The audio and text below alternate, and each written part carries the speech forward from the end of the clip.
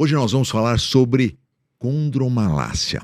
E eu vou confessar uma coisa para vocês. Eu fui estudar. Fui estudar ontem. Aliás, eu nunca estudei tanto na minha vida. Depois que começamos a fazer o podcast, depois que nós começamos a fazer o Tudo Bem, porque cada semana é um assunto. E quem gosta de medicina, gosta de medicina. Então eu fui estudar. Condromalácia patelar. O que é isso? Vamos conversar então. Vamos começar conversando com o Dr. Felipe. O Dr. Felipe é ortopedista que trabalha com a gente lá em Alphaville, na unidade de Alphaville. O que esse nome feio, condromalácia patelar, Felipe? Explica pra gente, por favor. Cria um estigma, né? Condromalácia patelar, né? Não, você fala isso pro paciente, o senhor está com condromalácia patelar. Ele falou assim, quanto tempo de vida eu tenho, doutor? Assim, por definição, condromalácia patelar, né? Condro, a cartilagem, malácia é o amolecimento, então o amolecimento da cartilagem patelar, então a gente está falando especificamente da patela. A gente entende como condromalácia patelar, nós ortopedistas, hoje nós entendemos não como uma patologia, uma doença, mas sim uma condição. É uma condição, tá apresentando para a gente o nosso corpo, ele está mostrando para a gente que o nosso mecanismo extensor não está funcionando muito bem. Existe algum desbalanço, existe alguma alteração que a gente precisa descobrir qual é essa alteração, que está gerando um atrito maior da cartilagem da patela sobre a tróclea, né? Então, a gente entende que esse amolecimento, né? Ele que pode ser desde um leve amolecimento até uma perda total da cartilagem que reveste a patela. A gente entende que isso é resultado de uma falência do mecanismo extensor, ou no mínimo uma sobrecarga do mecanismo extensor. E você... porque não tem cicatrização, né? Não tem regeneração da cartilagem. Quer dizer, ou você tem, ou você não tem. Mas tem maneiras que você pode fazer com que isso minimize, vamos dizer, a dor, o incômodo? Sem dúvida, sem dúvida. O que a gente entende hoje, né, como causa, quais são então as causas, né? O que leva a gente a ter esse distúrbio, essa sobrecarga do mecanismo extensor? O mecanismo extensor nada mais é do que o nosso quadríceps, né, a musculatura que reverte a parte da frente da coxa, o tendão quadricipital, o tendão ou ligamento patelar e a patela. E por um desbalanço muscular, isso pode ser ocasionado por diversos motivos. Um deles, por exemplo, até um motivo da gente ver uma prevalência maior das mulheres com condromalácia, é que a mulher, ela tem uma bacia um pouco mais larga, um joelho um pouco mais valgo, um pouco mais para dentro, e o fêmur da mulher, desse tipo de condição, ele roda um pouquinho mais, lateralizando um pouquinho mais a patela. Tem outras condições que podem gerar isso também, como o calcâneo valgo, ou até mesmo o paciente que faz uma atividade física que predispõe a isso. Mas o que a gente entende? Como a gente entende que a gente pode prevenir isso? Tentar deixar que esse mecanismo de distúrbio, esse desequilíbrio anatômico não venha a acontecer. Então a gente precisa prevenir com muito fortalecimento. A musculatura tem que estar muito em dia, né? A musculatura, principalmente cadeia anterior, cadeia posterior, mas também musculatura do quadríceps e também da perna e tornozelo. Isso previne certamente aí uma muito legal, muito legal. E aí que entra o nosso super fisioterapeuta, o Dr. Pedro Sasaki, trabalha. Eu vou te contar, Pedro, eu tenho muito orgulho, sabe, da Life Square. Life Square é um grupo de fisioterapeutas capitaneado pelo Felipe, e ele criou esse grupo e atende. O movimento é incrível. Lá na Viveriçanos, é uma clínica que a gente tem lá na Avenida Brasil, 564, e lá tem a Life Square. Eu sou cliente da Life Square, eu muitas vezes já fui lá. E Pedro, o que a gente pode fazer então para melhorar a partir dos primeiros sintomas? Foi diagnosticado condromalácia. O que pode ser feito? O que pode ser feito do ponto de vista da fisioterapia para ajudar esse paciente? Bom, a gente precisa entender qual que é o mecanismo que está levando aquela lesão, como o Dr. Felipe falou, e a partir disso, orientar melhor os exercícios, né? A gente estava conversando lá fora, até porque antigamente tirava-se o paciente dos exercícios. Ó, você não vai fazer mais nada, tira da prática da atividade física. E pelo contrário, a gente precisa que essa musculatura fique sadia, né? Eu costumo explicar para os pacientes assim, o músculo é o primeiro estabilizador que a gente tem da articulação. Se o músculo tá fraco ou você exigindo além do que o músculo tá preparado, você vai acabar sobrecarregando a articulação, que aí é a sobrecarga do mecanismo extensor. Então, a melhor forma é entender qual é a disposição ali biomecânica do seu paciente e a partir disso você traça a conduta, mas fortalecimento, sem dúvida, é fundamental. É fundamental. Você sabe que nós temos um serviço de fisioterapia ginecológica lá na Avenida Brasil. E é incrível o trabalho hoje dos fisioterapeutas. Porque hoje, por exemplo, eu não opero mais incontinência urinária, dado esse trabalho fantástico que a Isabela faz, que é a nossa fisioterapeuta lá ginecológica, que ela faz com as pacientes depois dos 50 anos de idade, os aparelhos que tem para fortalecer essa musculatura. Eu fiquei encantado. Eu tive um problema no joelho, não era condromalácia, mas era um problema de menisco. Abusei demais, ainda bem que foi numa festa, né? Então, tudo bem, né? A gente releva. E acabei fazendo um tratamento lá com vocês e a recuperação foi fantástica. E até agora consegui escapar da cirurgia. Vamos ver, né? O ortopedista é louco para me pegar. Mas eu tô tentando escapar da cirurgia. A gente tenta evitar, né? Acho que é isso. Prever e precaver dessas... porque a condromalácia não tem tratamento cirúrgico. Não tem. É muito mais uma prevenção, é muito mais uma fisioterapia. Exato. E não parar de fazer atividade física. Exatamente. Agora, tem uma coisa que sempre pode ajudar. Com a super nutricionista. Todas são super, né? Eu sempre falo isso, eu acho que você vê até na condromalácia, você pode melhorar através da alimentação. Endometriose, até mioma.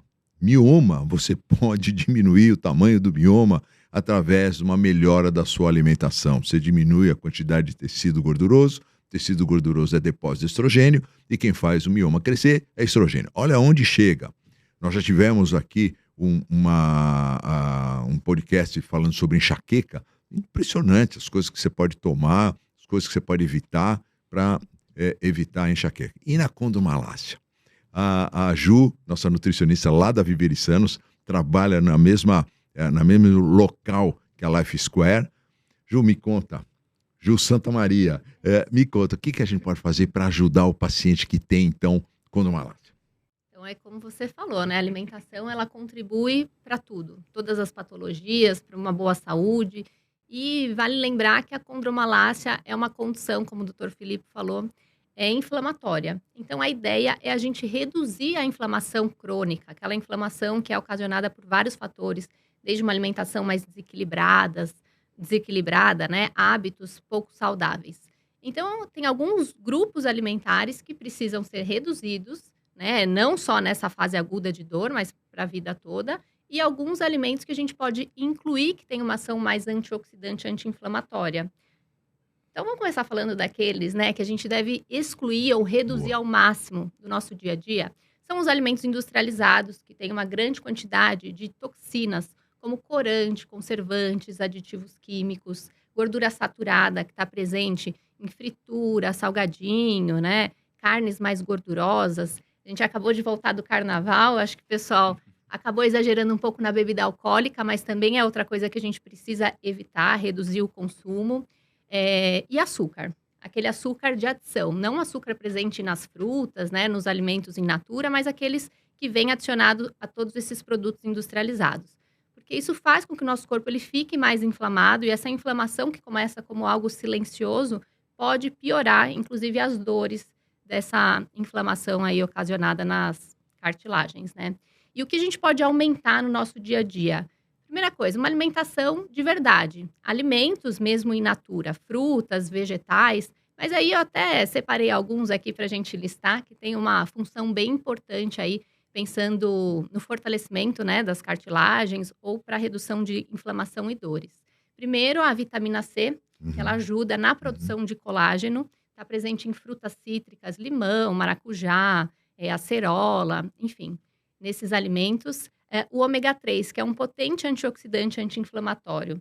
A gente encontra o ômega, né, em peixes de água fria, castanha, abacate, azeite, aminoácidos que são fundamentais para a síntese proteica, né? Então a gente já sabe que precisa ter uma boa composição corporal, uma boa massa muscular, e esses aminoácidos vão ajudar. Eles estão presentes em proteínas animais, mas também em vegetais. Para terem ideia, a quinoa, vocês têm o hábito de comer quinoa aqui? Não. A quinoa, ela é um alimento super versátil e que ela tem os 8 aminoácidos essenciais. Ou seja, aqueles aminoácidos que o nosso corpo não produz. A gente precisa conseguir através de alimentos ou suplementos. Então, ela é um alimento muito rico em aminoácidos. E aí, para quem tem condromalácia, já pode incluir na rotina. Então, esses são os principais que eu listei. Por último, a cúrcuma, que está em alta, porque ela tem essa ação mais anti-inflamatória. E é muito legal de ser consumida como um tempero. A gente pode até pensar numa suplementação também de cúrcuma para a redução da inflamação e das dores. Bom, eu sou fã da suplementação. Acho que cúrcuma, a vitamina C, o ômega 3, tudo que você puder fazer como suplementação, eu acho que...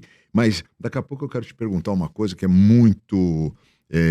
que eu não sei, gostaria de saber a sua opinião sobre o colágeno. Se a gente deve, então, fazer uma suplementação de colágeno, que tipo de colágeno. E outra coisa que eu quero te perguntar, você falou do carnaval, então eu sei que você prescreve muitas infusões. Essas infusões são injetáveis, que substâncias que a gente pode colocar numa infusão depois, por exemplo, de um carnaval desse, mas daqui a pouco você fala. Quero perguntar para o Felipe o seguinte, Felipe, quais são, então, os pacientes que vão ter condromalácia? Você olha pro cara assim, na praia, você tá olhando, fala, esse cara aí vai ser meu paciente, vai ter condromalácia. Então, a gente tem uma prevalência maior na população feminina, né? Como eu disse. E a gente percebe que o paciente que chega no consultório, o principal paciente que chega no consultório referindo condromalácia é aquele paciente, mulher jovem.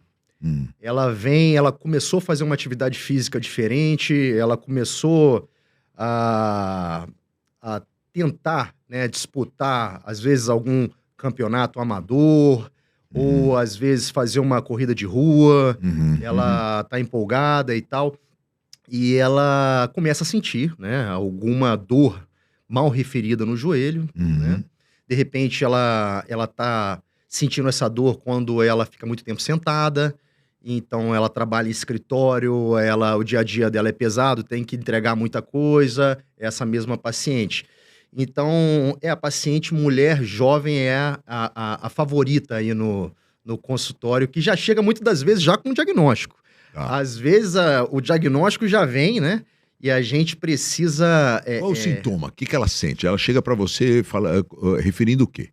Geralmente é uma dor mal definida anterior no joelho, né?